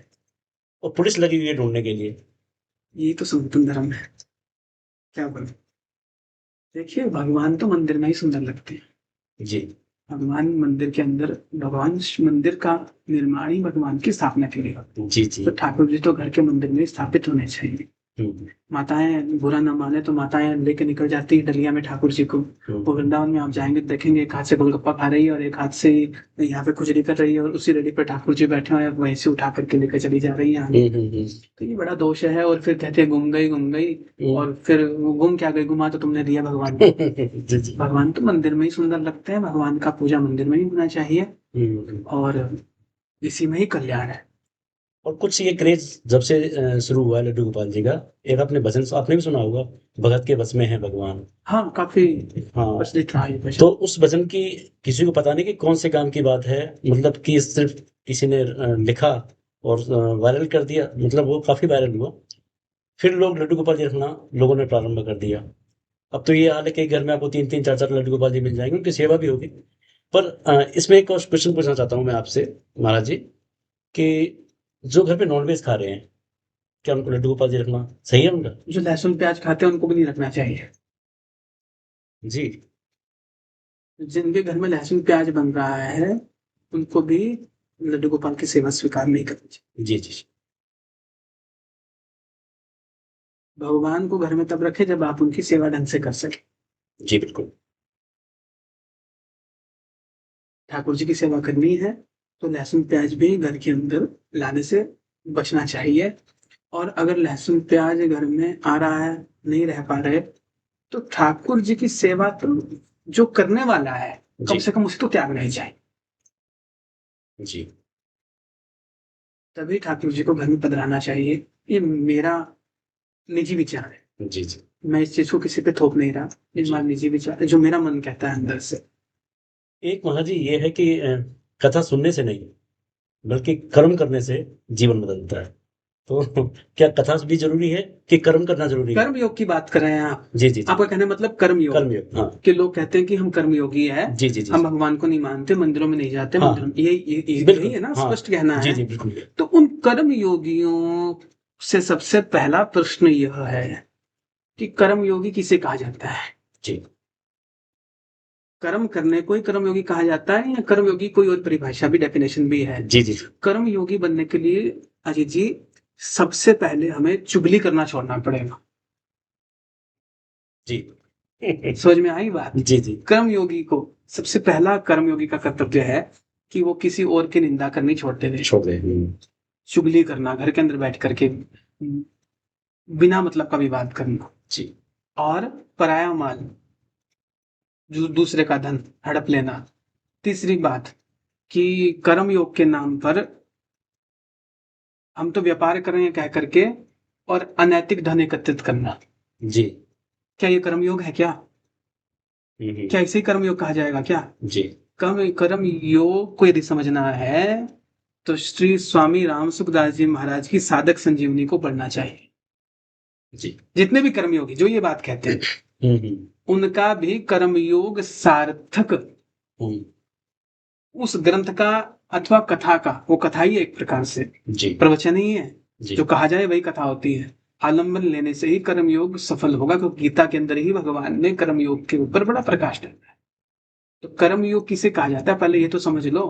आप मंदिर नहीं जाओगे कर्मयोग के नाम पे, आप मंदिर नहीं जाओगे कर्मयोग के नाम पर, आप कथा के पंडाल में नहीं जाओगे कर्मयोग के नाम पर, आप देवताओं की पूजा नहीं करोगे, कर्म योग के नाम पर आप दान नहीं करोगे, परम कर्म योग के नाम पर आप अनैतिक धन जो इकट्ठा कर करके बैठे हैं, दूसरों की आत्मा दुखा दुखा करके बैठे हैं, क्या वो कर्म योग है?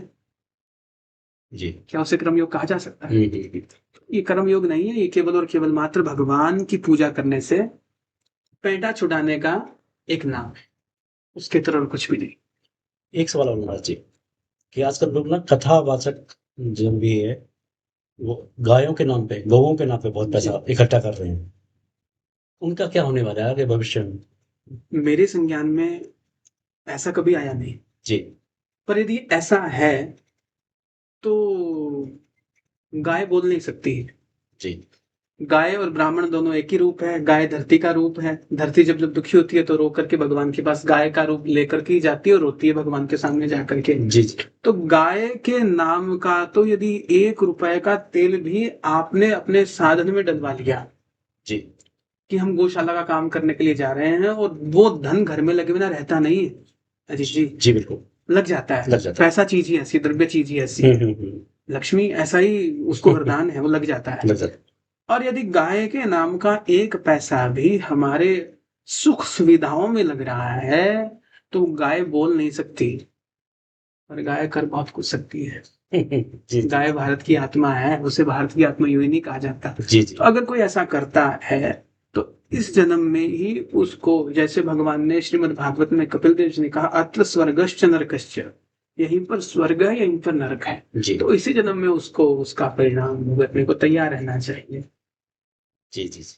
गाय के नाम पर धन खा करके कौन सुखी रह सकता है? जी। और हो सकता है ऐसा अधिकांशतः हो भी रहा होगा, क्योंकि 1-2 बार मैंने पहले भी सुना है कि आप धाम में जाएंगे तो वहां पर एक गाय नहीं मिलेगी, पर गौशाला चल रही है कागजों के अंदर बहुत बड़ी, और बड़े सेठ चंदा भी दे रहे हैं, या बड़े लोग चंदा भी दे रहे हैं, या छोटे लोग भी। देखो, बुरा मानने की बात नहीं है, छोटा बड़ा भगवान की सेवा में कोई नहीं है, पर आज के समय में एक बड़ी बात है, कोरोना के बाद में मैंने देखा है कि प्रत्येक जो निम्न वर्ग का व्यक्ति भी है, जी। चाहे वो ब्राह्मण हो, क्षत्रिय हो, वैश्य हो, शूद्र हो, हर एक व्यक्ति अपने घर से गौ के नाम पर सेवा निकाल रहा है। निकाल रहा है, बिल्कुल सही कह रहे हैं। हर एक व्यक्ति अपने घर से गौ के नाम जी। पे सेवा जी निकाल जी रहा है। जी बिल्कुल। तो वो बड़े छोटे से अभिप्राय नहीं है, पर सभी गौ के नाम पर सेवा निकाल रहे हैं। और यदि गौ के नाम पर कोई व्यवसायीकरण कर रहे हैं, या भगवान की सेवा के नाम पर कि भगवान को आज ये राजभोग लग रहा है, भगवान को ये लग रहा है, वहां पे जाके देखे तो कुछ भी नहीं है, जी जी। ऐसा कुछ हो रहा है, तो जो लोग ऐसा कर्म कर रहे हैं अथवा ऐसा कृत्य कर रहे हैं, उनकी 7 पीढ़ियां पीछे वाली नरक में जा चुकी हैं, आगे वाली जाने को तैयार हैं, और वो स्वयं इसी देह से उस नरक को भोगने को तैयार रहे। ये बोलने से मुझे कहीं पर कोई गिला शिकवा नहीं है, किसी को बुरा लगे तो लगे। कथा पंडाल में ये भी होता है महाराज जी कि आजकल डोनेशन बहुत मांगा जाता है, इस नाम से चंदा, गौ सेवा, तो जैसे कि अपनी बात कर रहे थे, उसके बाद वृद्धाश्रम के लिए, और मतलब कि आजकल तो ये भी हो गया है कि पानी सेवा, पानी जल सेवा, सेवा, हाँ अरे जल बाप सेवा रे। के लिए भी पैसा देखिए, है। सनातन धर्म में तो कभी अन्न और जल बेचा ही नहीं गया आज तक।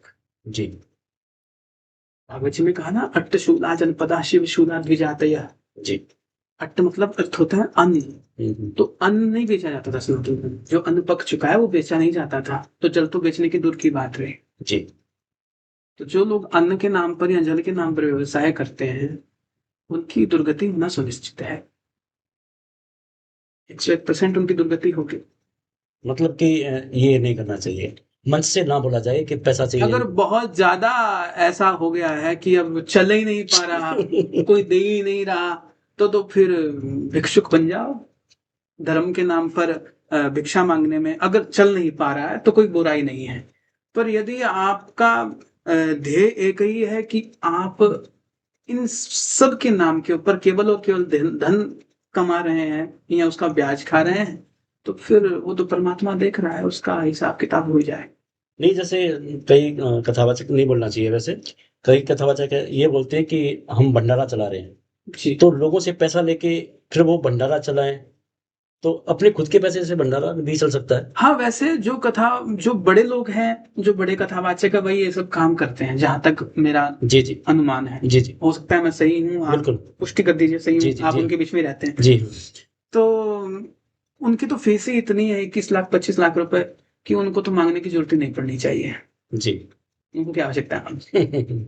जी। तो पूरी कर सकते हैं। हाँ, कोई हम जैसा जो कुछ मांग ही नहीं रहा, अगर वो किसी से कह देवे कि भंडारा कर ले में, वो भी पूछ लेवे कि क्यों भंडारा कर ले में, तो कोई यजमान चाहे तो राम रोटी सेवा इत्यादि कर सकता है। नहीं, वो कथा के अंत में चलो भंडारा होता है, वो तो चलो मान लिया हो, लेकिन अन्यथा अलग करने के लिए जी हम वहाँ करवा रहे हैं, वहाँ करवा रहे हैं। देखो, जो नियम अन्यों पर लागू वो ब्राह्मण पे भी लागू है। जी। ब्राह्मण के 60 कर्म है, दान लेना, दान देना, उसमें एक ये भी नियम है। जी। तो जब सबको दान करना चाहिए तो फिर कथावाचक को दान क्यों नहीं करना चाहिए, या ब्राह्मण को दान क्यों नहीं करना चाहिए? अगर आप 21 लाख 25 लाख रुपए पेमेंट्स ले रहे हैं, दक्षिणा ले रहे हैं, एक कथावाचक है बड़े प्रसिद्ध, उनसे पूछा गया, अब बात आ गई तो हम कहते हैं, जी जी। उनसे पूछा गया कि महाराज जी आपके पास में जो सबसे ज्यादा जो इतना अमाउंट आता है, बड़े प्रसिद्ध है आज के समय में भी, जी जी। पूछा गया उनसे एक उसके अंदर पॉडकास्ट में जी जी। कि आपके पास जो पैसा आता है आप सबसे अधिक धन कहाँ उपयोग करते हैं? उन्होंने प्रत्युत्तर पता क्या दिया? जी। बोले मैं म्यूजिक कंपोज करने में सबसे ज्यादा अच्छा। रुपया काम में लेता हूँ, ये मेरा शौक है। अच्छा। तो उस पैसे से भी पैसा बनाया जा रहा है। जी। इसका अर्थ तो यही हो गया ना, बिल्कुल।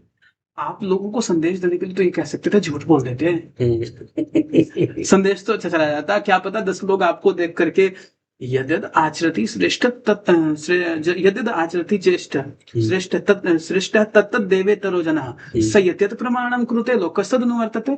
जो श्रेष्ठ लोग जो कर्म करते हैं उसी का आचरण अनुगमन जो संसार के अन्य लोग हैं वो करते हैं। जी। आज उन्होंने कह दिया, बोले हम म्यूजिक कंपोज करने में सबसे ज्यादा धन लगाते हैं, तो हम उनसे भंडारे की क्या अपेक्षा करें?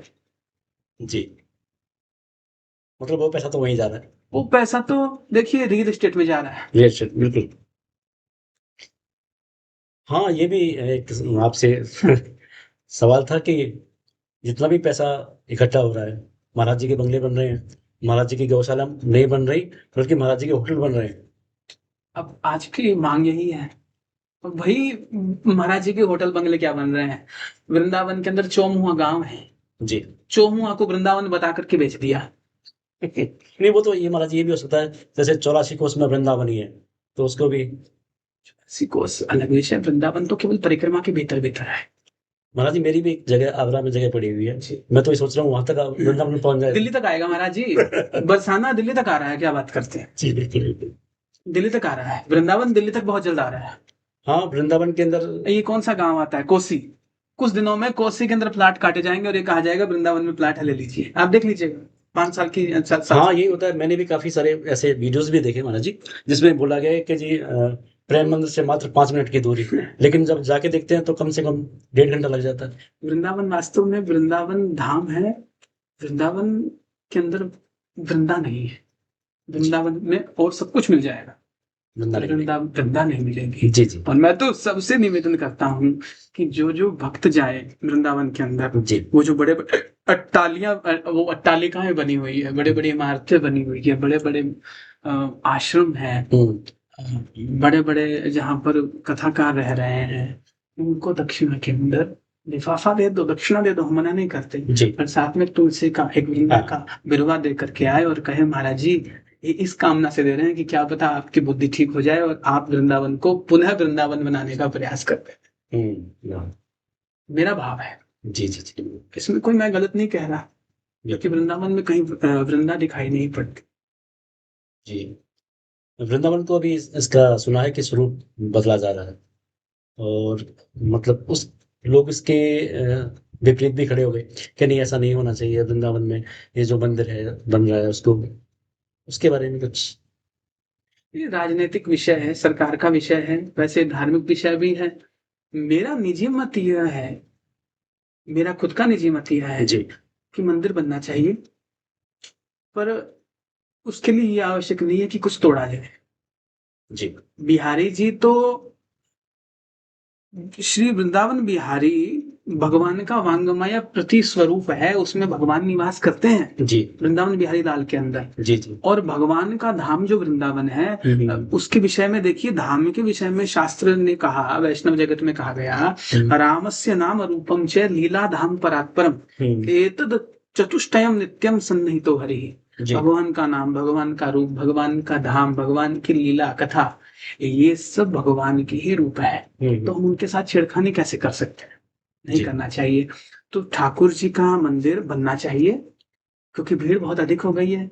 जब हम रहा करते थे, जितनी भीड़ 7 दिनों में 10 दिनों में होती थी, उतनी भीड़ एक दिन में अब हो रही है धाम में। जी हाँ, ये बताना चाह रहा एक था मैं आपसे। वो भक्त नहीं है, भीड़ है। जी भक्त में और भीड़ में अंतर होता है। अंतर जी ये अंतर है, इसमें डिफरेंशिएट है बिटवीन दोनों के अंदर, कि भक्त क्या है और भीड़ क्या है। भक्त भक्त जो भीड़ में लाइन में लगेगा ना, वहां पे जब आप जाओगे तो आप, मैंने खुद ने इसका अनुभव किया। मैंने कभी आज तक वीआईपी ट्रीटमेंट नहीं लिया जी जी कि हम 1,000 रुपए, 2,000 रुपए, 5,000 रुपए दे करके हम भगवान का दर्शन कर रहे जी हैं। जी मैं ना इसमें विश्वास रखता हूँ। जी जी लाइन में लग करके भगवान का दर्शन करने में विश्वास रखता हूँ, जी जी चाहे कितना भी बड़ा मंदिर क्यों ना हो, जी चाहे वहां पे कोई जाने चाहे ना जाए। ठीक है, हमें कोई जानता हो चाहे ना जानता हो, पर हमारा प्रयास रहता है कि हम कतारबद्ध होकर के भगवान का दर्शन करें, जी चाहे 1 दिन लगे चाहे 2 दिन लगे। पर वहां पर जो भक्त होगा ना लाइन के अंदर, जी जी वो दूसरे के प्राण बचाने का प्रयास करेगा। हमने लाइन में लगकर देखा, जी हमने लाइन में लग करके देखा कि वहां पर सब अपनी जान बचाने को तैयार है, पर साथ वाले की जान बचाने को कोई तैयार। नहीं बुढ़िया साइड में कोई चल रही है डोकरी, तो उसका पैर टूट गया तो टूट गया, उसको कुचल दिया लोगों ने। बिल्कुल उसकी रक्षा करने वाला कोई नहीं था। वो बिहारी जी कर ले तो कर ले वे। तो भक्त माने कि भीड़ माने, इसमें बड़ा संदेह है। ठाकुर जी का मंदिर बनना चाहिए। ठाकुर जी का मंदिर सरकार को चाहिए कि कोई दूसरी जगह, कोई बड़ी जगह लेकर के वहां पर कोई टोल ना दे। बड़ा बड़ा भव्य बनाए स्थान ठाकुर जी का, और बिहारी जी को वहां से हाँ स्थान का परिवर्तन कर करके और नया बिहारी जी मंदिर बना करके वहां पर प्रतिष्ठित कर दे। लेकिन ऐसा सरकार नहीं करेगी ऐसा करे, हाँ, ऐसा क्योंकि अगर राम मंदिर राम जी की जगह पे बना है तो बिहारी जी तो प्रकट निधिवन में हुए थे। जी बिहारी तो बाद में आए हैं यहाँ पे। तो फिर निधिवन में ऐसा वहां पे, क्योंकि वैष्णव जगत के अंदर देखिए 2 प्रकार की प्रतिष्ठाएं होती है, चल और अचल। जी जो यहाँ पर उत्तर भारत में हम लोग देखते हैं, जो कोई पाषाण इत्यादि के विग्रह होते हैं ठाकुर जी के, उनकी प्रतिष्ठा होती है, वो अचल प्रतिष्ठा होती है। जी और ये जो मंदिर बने हुए हैं, इनमें चल प्रतिष्ठाएं भगवान की होती है। जी भगवान को सुलाया भी जाता है, भगवान को उठाया भी जाता है, भगवान को हर प्रकार से भगवान की सेवा विधिवत की जाती है। जी तो भगवान को लाला मान की सेवा करते हैं, तो ठाकुर जी को एक स्थान से दूसरे स्थान पर प्रतिष्ठित किया जा सकता है। क्योंकि भगवान का प्राकट्य निधिवन में हुआ था, वो तो बाद में इधर आए हैं। इसकी बड़ी विस्तृत कथा है कि वो कैसे आए। 2 जगन्नाथ जी थे ना, जी हरिदास जी के साथ में रहते थे। हरिदास जी कुछ लोग भाई बताते हैं उनके, कुछ लोग वो बाद में लेकर के आए हैं यहाँ पर। जी तो मंदिर तो और किसी स्थान पर बन सकता है, उसके लिए जरूरी नहीं कि कुंज गलियों को तोड़ा जाए। हाँ ये मैं वृंदावन का वासी नहीं हूँ, ये मेरा निजी विचार है कि जब मैं धाम में जाऊं तो मुझे वो कुंज गलियों को स्वरूप मिलना चाहिए, ताकि मैं वहां पर प्रेम गली, छिपी गली, दान गली, मान गली, इन सब गलियों का आनंद नंगे पांव ले सकूं। ये मेरा पर्सनल मेरा मानना है। हो सकता है कि सभी इस बात से सहमत हो ना हो, पर मेरा पर्सनल ये मानना है, क्योंकि कथा कर रहे हैं भगवान की, तो ये हमारा भाव है कि तो सरकार का पीला पंजा जब चलना होगा तो चलेगा ही, उसके आगे तो किसी का जोर चलता नहीं। तो ना तो हमसे पूछ करने वाले, ना उन्हें किसी के से कोई फर्क पड़ना। सरकार को तो जो करना है वो करना है, वो अपने हिसाब से करेंगे तो ठीक। अच्छा महाराज जी, एक और आता है कि एक वीडियो काफी वायरल हो रहा है कि देवकी नंदन जी ने अपने बेटे को मंच पे बैठा दिया और लोग ट्रोल कर रहे हैं कि भाई बच्चे को कथावाचक बना दिया, इनका बिजनेस शुरू हो गया और ये ही करेंगे और क्या करेंगे। अच्छा, एक और पैसे कमाने वाली मशीन शुरू हो गई है। ऐसा कुछ बहुत कुछ हो रहा है, तो उसके बारे में कुछ आप बताइए। तो मैं क्या देवकी नंदन ठाकुर जी का पी थोड़ी ना हो जो उनकी बात रखूंगा। नहीं, फिर भी आप तो अपने आपके विचार किए। देखिए,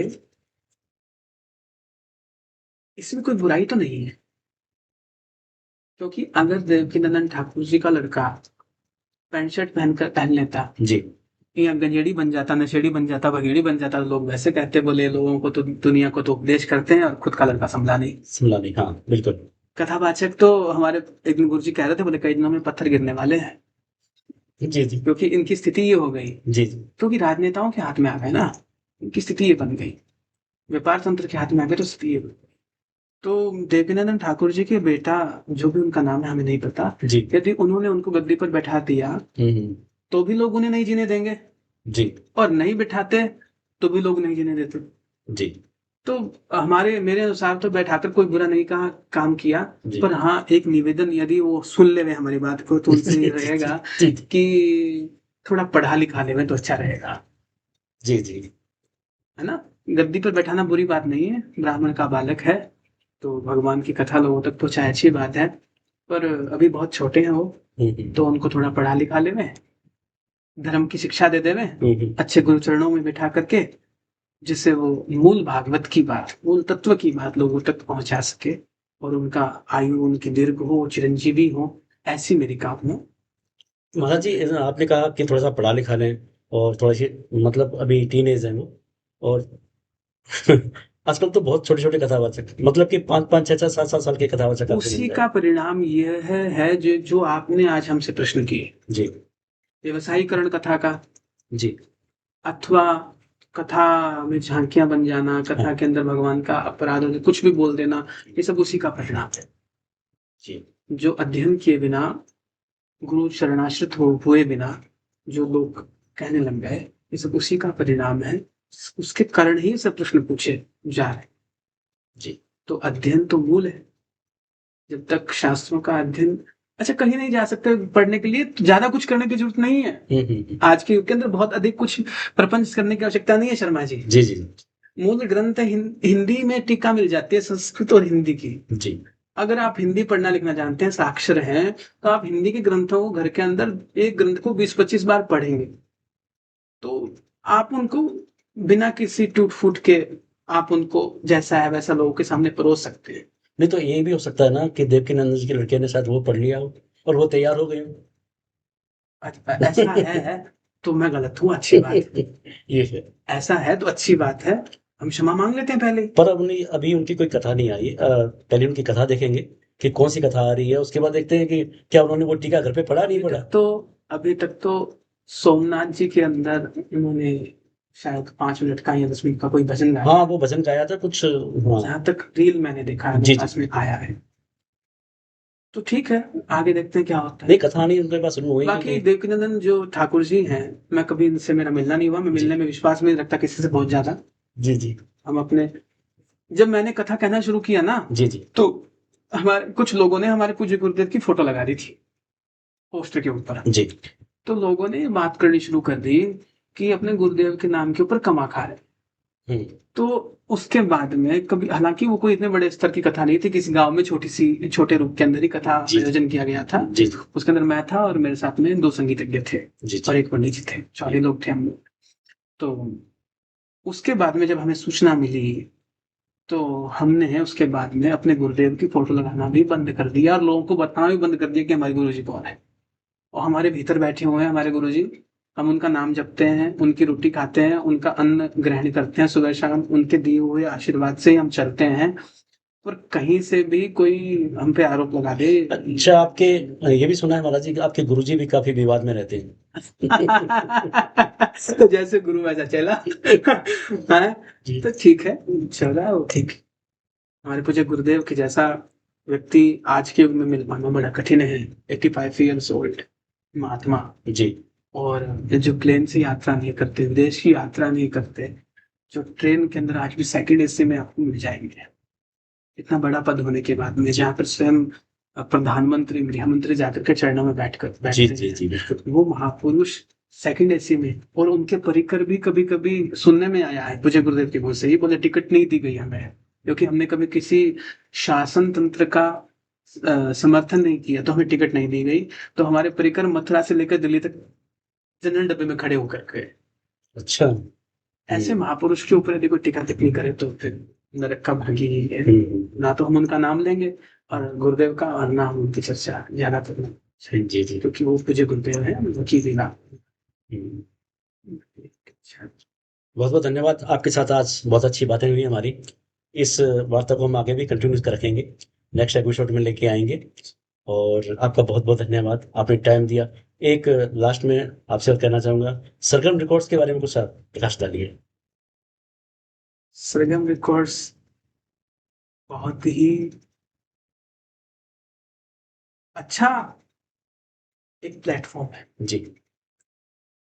जो भगवान की कथाओं को लोगों तक पहुंचाने के अंदर पूर्णतः बड़े जो चैनल हैं उनके तरह ही सक्षम है। जी। और कहीं से भी सरगम रिकॉर्ड मेरे साथ जुड़े हुए काफी समय हो गया, हाँ। तो मैंने नहीं देखा कि कभी अजीत जी ने आज तक हमसे कोई पैसे की चर्चा की। जी, जी। कोई अच्छा साधन है जिसके द्वारा भगवान की बात को अथवा धर्म की बात को हम घर घर तक पहुंचा सकते हैं। और जो निस्वार्थ भाव से, देखिए, उधर पोषण सबको करना है, जी।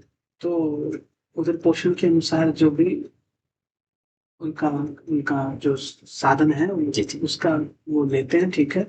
बाकी कहीं से किसी प्रकार का कोई पैसों के लिए हमने कभी इन लोगों को नहीं देखा कि जी, जी। गिरा रहे हो या हमारा पैसा लग गया, नहीं। जी, जी। अच्छे से सरगम रिकॉर्ड एक अच्छा चैनल है, अच्छा प्लेटफॉर्म है जी। भगवान की बात को अथवा सच्ची बात को जन जन तक पहुंचाने के लिए। और सरगम रिकॉर्ड यूं ही बना रहे और इसकी उन्नति होती रहे, यही मेरी कामना है।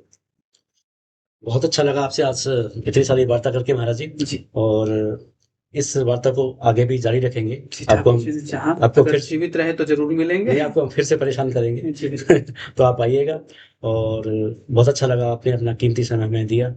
इसके लिए सरगम टीम्स की तरफ से, पूरे परिवार की तरफ से आपका बहुत-बहुत सरगम सारा रिकॉर्ड्स को भी मेरा धन्यवाद कि उन्होंने मुझे इतना अच्छा प्लेटफॉर्म प्रदान किया कि मैं अपनी बात निर्भीकता से कह सकूं। तो इसी प्रकार सरगम रिकॉर्ड आगे बढ़ता रहे और धर्म की बात जन जन तक पहुंचाता रहे। बहुत-बहुत जय जय धन्यवाद। श्री राधे। राधे श्याम।